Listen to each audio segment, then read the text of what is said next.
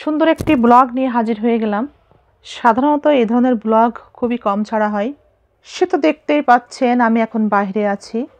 তো বাইরে আসার মূল উদ্দেশ্য চা খাবো।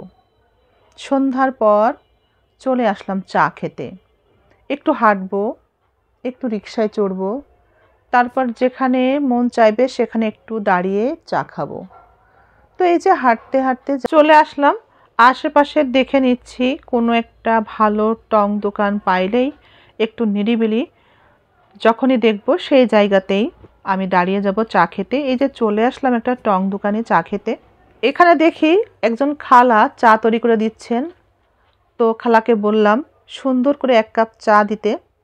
বর্তমান সময়ে চায়ের টং দোকানগুলো খুঁজে পাওয়া তেমন একটা অসুবিধা না, কারণ 2 পা 5 পা যাবেন, 2-1 কদম হাঁটবেন, দেখবেন আশেপাশে প্রচুর রাস্তার 2 সাইড দিয়ে বিভিন্ন দোকানের সাথে চায়ের টং দোকানগুলো কিন্তু ছড়িয়ে ছিটিয়ে আছে ছাতার মতো। বিভিন্ন শ্রেণীর মানুষ এখানে কিন্তু চা খাচ্ছে, চলে যাচ্ছে।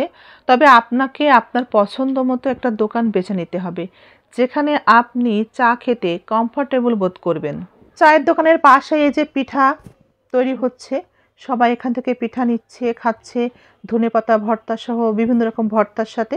আর আমি 1 কাপ চা নিয়ে নিলাম পাশের দোকান থেকে, একটা টং দোকান থেকে, এবং খুব যত্ন করে আমাকে 1 কাপ চা তৈরি করে দিল। টং দোকানগুলোর চায়ের দাম কিন্তু খুবই কম, মাত্র 10 টাকা।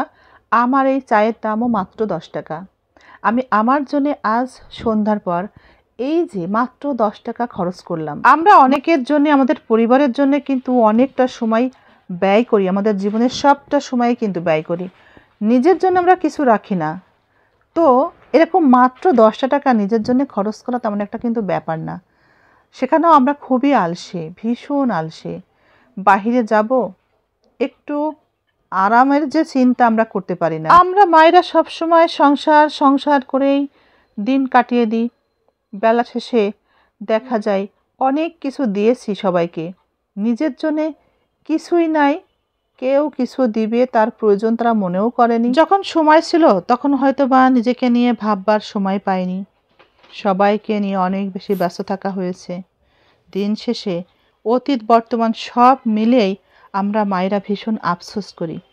তো পরবর্তীতে আফসোস করে কোনো লাভ কি আর হয়? দিন তো চলেই যায়। এই যে কথায় কথায় চা খাওয়া কিন্তু আমার কমপ্লিট, চা পান করা কমপ্লিট হয়ে গেলো মাত্র 10 টাকা। এই যে দেখেন আমি মাত্র 10 টাকা বিল করলাম।